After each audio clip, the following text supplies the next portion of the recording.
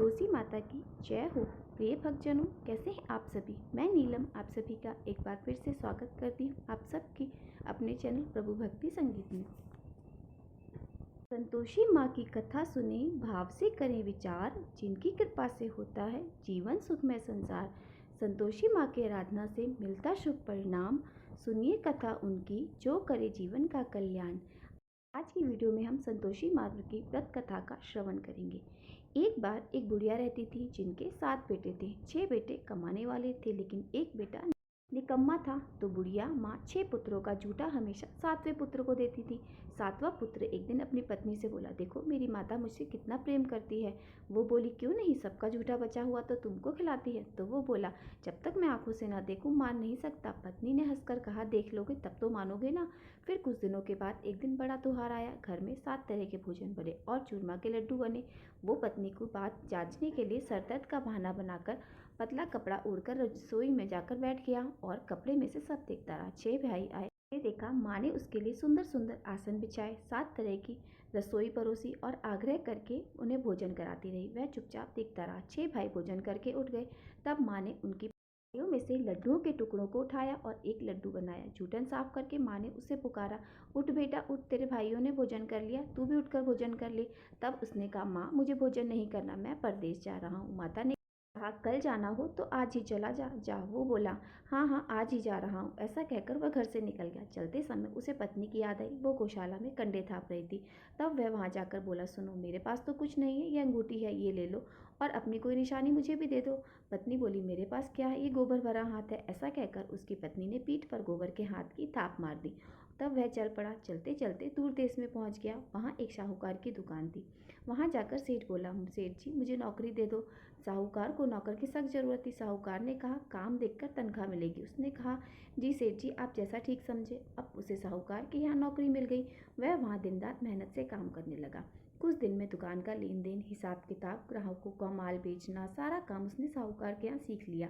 साहूकार के 7-8 नौकर थे, वे सब चक्कर खाने लगे। लेकिन उसने अपनी लगन और परिश्रम और ईमानदारी से सभी को पीछे छोड़ दिया और उसने फिर ये का फल भी मिला। सेठ जी ने उसको सारा काम देखा और 3 महीने में उसे मुनाफे में साझेदार बना लिया। परिश्रम करते करते 12 वर्षों में वह नगर का नामी सेठ बन गया और सेठ अपना सारा कारोबार उस पर छोड़कर बाहर चला जाता था। इधर घर पर उसकी पत्नी पर क्या बीती वो भी सुनिए। सास ससुर अब उसे दुख देने लगे। गृहस्थी का सारा काम करवाकर उसे लकड़ी लेने जंगल में भेजते। इस बीच घर की रोटियों से, आटे से जो भी भूसी निकलती उसकी रोटी बनाकर रख दी जाती और फूटे नारियल की नरेली में पानी दे दिया जाता। इस तरह उसके दिन बीतते रहे। एक दिन जब वह जंगल में लकड़ी लेने जा रही थी तब रास्ते में उसे बहुत सी स्त्रियां संतोषी माता का व्रत करती दिखाई दी।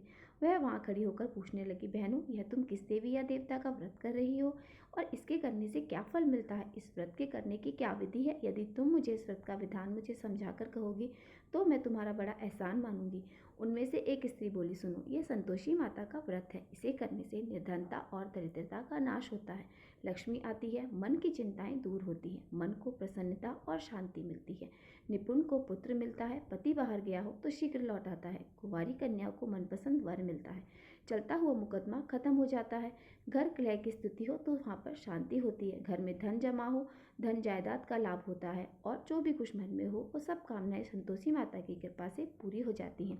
इसमें संदेह नहीं। तब वह पूछने लगी, यह व्रत कैसे किया जाता है, यह व्रत भी बताओ, बड़ी कृपा होगी। वह स्त्री कहने लगी, बहन बिना परेशानी, श्रद्धा और प्रेम से जितना भी बन सके प्रसाद लेना, सवा पैसे से, सवा आने या फिर इससे भी ज़्यादा शक्ति हो और भक्ति के अनुसार गुड़ और चना लेकर हर शुक्रवार को निराहार रहकर कथा सुनना और कहना। इसके बीच में क्रम टूटना नहीं चाहिए। लगातार नियम का पालन करना। सुनने वाला कोई ना मिले तो घी का दीपक जलाकर उसके आगे जल से भरा हुआ पात्र रखकर कथा कहना, परंतु नियम नहीं टूटना चाहिए। जब तक कार्य सिद्ध ना हो नियम का पालन करना और कार्य सिद्ध हो जाने पर व्रत का उद्यापन करना। 3 मास में ही माता पूरा फल तुम्हें प्रदान करेंगी। यदि किसी के ग्रह खोटे हो तब भी माता 1 वर्ष में अवश्य उनको अनुकूल करती हैं। कार्य सिद्ध होने पर उद्यापन करना चाहिए, बीच में नहीं उद्यापन करना चाहिए और 2.5 सेर आटे का खाजा और इसी अनुसार खीर और चने का साग बनाना चाहिए। 8 बच्चों को भोजन कराना, जहाँ तक मिले देवर, जेठ, भाई, बंधु, कुटुंब के लड़के लेना, ना मिले तो रिश्तेदारों और पड़ोसियों के लड़के बुलाना, उन्हें भोजन कराकर दक्षिणा देकर माता का नियम पूरा करना। ध्यान रखना उस दिन घर में कोई खटाई ना खाए। यह सुनकर वह वहाँ से चल पड़ी। रास्ते में लकड़ी के गट्ठर को उसने भेज दिया और उन पैसों से गुड़ चना लेकर माता के व्रत की तैयारी में करने लगी। संतोषी माता के मंदिर में जाकर वह माता के चरणों में लेट गई और विनती करने लगी कि माँ, मैं दीन हूँ, निपट मूर्ख हूँ, व्रत के नियम को नहीं जानती, मैं बहुत दुखी हूँ। मई माता, मेरे दुख दूर करो, मैं तुम्हारी शरण में हूँ। संतोषी माता को उस पर दया आ गई।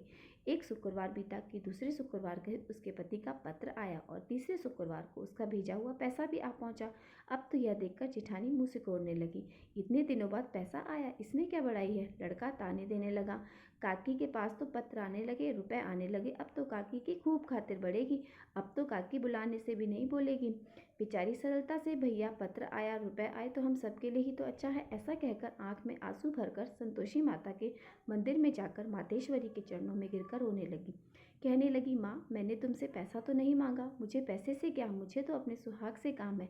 माँ, मैं तो अपने स्वामी के दर्शन और सेवा मांगती हूँ। तब माता ने प्रसन्न होकर कहा कि जा बेटी, तेरा स्वामी भी जल्दी आएगा। और यह सुनकर खुशी से बावली होकर वह घर पर आकर काम करने लगी। अब संतोषी माता विचार करने लगी कि इस भोली भाली पुत्री से मैंने कह तो दिया कि तेरा पति शीघ्र जल्दी आएगा, पर कहाँ से आएगा, वह तो इसे स्वप्न में भी याद नहीं करता। उसे इसकी याद दिलाना तो अब मुझे ही जाना पड़ेगा।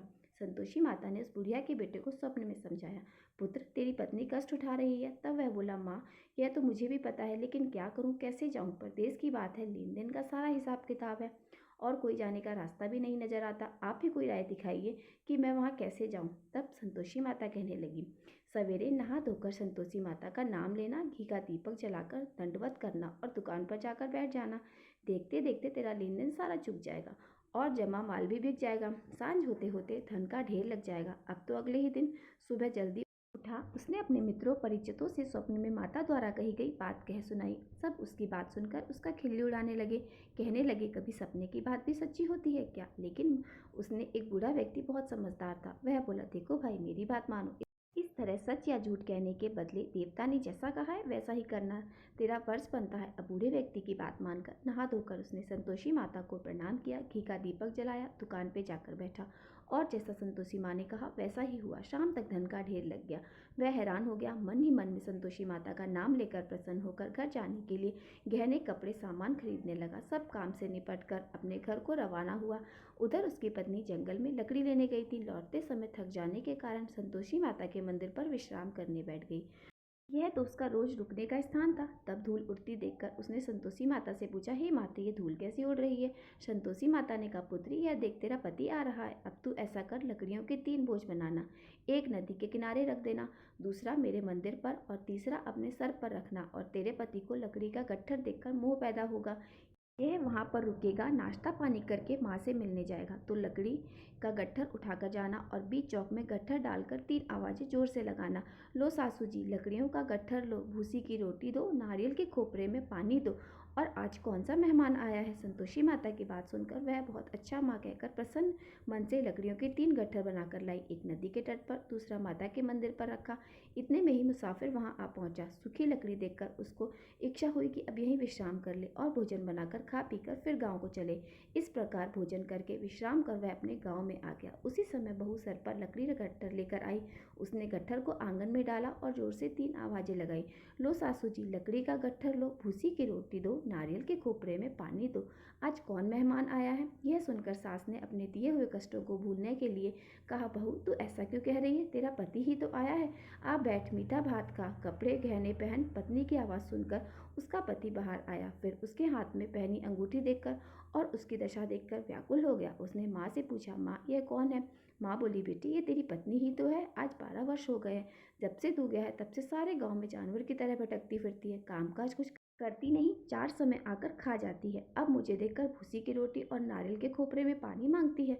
तब वह बोला, माँ, इसे भी देखा है मैंने और तुम्हें भी, मुझे दूसरे घर की चाबी दो, मैं उसमें रहूंगा। माँ ने कहा, ठीक है बेटा, जैसी तेरी मर्जी। ऐसा कहकर माँ ने चाबी का गुच्छा बेटे के सामने रख दिया। उसने दूसरे घर को खोलकर सारा सामान जमाया। एक ही दिन में वहाँ राजा के महल जैसा ठाट बाट हो गया। अब क्या था, वह सुख भोगने लगी। अगला शुक्रवार उसने पति से कहा, सुनो, मुझे संतोषी माता का उद्यापन करना है। पति बोला, बहुत अच्छी है, खुशी से कर लो। अब वह उद्यापन की तैयारी करने लगी। जेठ के लड़कों को भोजन के लिए कहा।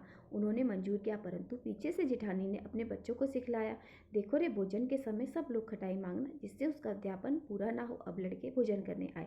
खीर पर पेट भर खाई, लेकिन माँ की याद आते ही कहने लगे, चाची हमें कुछ खटाई खाने को दे दो, खीर खाना हमें बिल्कुल अच्छा नहीं लगता। और लड़के उठकर खड़े हो गए। फिर बोले, पैसे पैसे लाओ। भोली भाली बहू कुछ नहीं जानती थी, उसने उन लड़कों को पैसे दे दिए।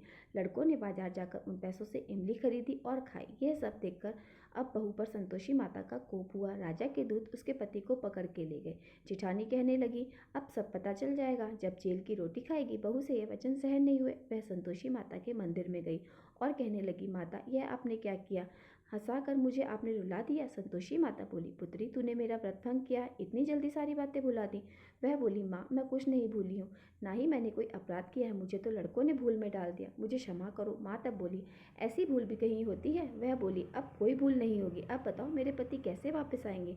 संतोषी माता बोली, पुत्री जा, तेरा पति तुझे रास्ते में ही आता मिलेगा। वह मंदिर से निकलकर बाहर आई तो रास्ते में उसे अपना पति आता हुआ मिला। उसने पूछा, कहाँ गए थे? तब वह बोला, इतना धन जो कमाया है उसको कर देने राजा ने मांगा था, वही भरने गया था। तब वह प्रसन्न होकर बोली, भला हुआ, अब घर चलो। फिर अगला शुक्रवार आया तो वह बोली, मुझे माता का उद्यापन करना है। पति ने कहा, ठीक है करो। फिर वह जेठ के लड़कों से भोजन करने के लिए कहने गई। जेठाने के लड़कों को फिर सिखा दिया और उन्होंने कहा, फिर से पहले की तरह खटाई मांगना। अब की बार लड़के भोजन करने बैठे, लेकिन भोजन करने से पहले ही कहने लगे, खीर पूरी अच्छी नहीं लगती, जी घबराता है, कुछ खटाई खाने को दो। तब वह बोली, खटाई तो खाने को नहीं मिलेगी, खाना है तो खाओ। उनके उठकर चले जाने पर उसने ब्राह्मणों के लड़कों को बुलाकर उन्हें भोजन करवाया। दक्षिणा की जगह उन्हें एक एक फल दिया। इससे संतोषी माता प्रसन्न हो गई और माता की कृपा से 9 माह बाद उनको चंद्रमा के समान एक सुंदर पुत्र की प्राप्ति हुई। पुत्र को लेकर वह हर दिन संतोषी माता के मंदिर में जाने लगी। माँ ने सोचा, यह हर रोज आती है, आज क्यों ना मैं इसके घर चलूं, इसका आश्रय देखूं तो सही, ये कैसे रहती है और कहाँ रहती है। यह विचार कर माता ने भयानक रूप बनाया। गुड़ और चने से सना हुआ मुख, ऊपर से मुंड के समान होठ पर मक्खियाँ भिनभिना रही थी। दहलीज पर पैर रखते ही उसकी सास चिल्लाई, देखो रे, कोई चुड़ैल डाकनी चली आ रही है, जल्दी भगाओ इसे, नहीं तो सबको खा जाएगी। बहू रोशनदान से देख रही थी। वह प्रसन्न हो उठी, आज मेरी माता मेरे घर आई है। ऐसा कहकर दूध पीते बच्चे को गोद से उतार दिया।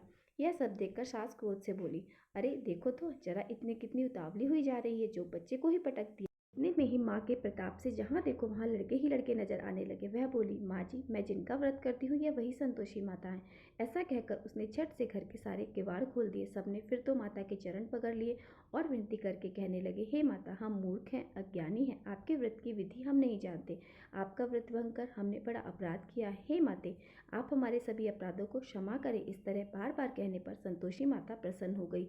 इसके बाद उसकी सास कहने लगी, संतोषी माता, आपने बहू को जैसा फल दिया वैसे सबको देना। जो ये कथा सुने पढ़े उसके सभी मनोरथ पूर्ण करना। प्रेम से बोलिए संतोषी माता की जय हो।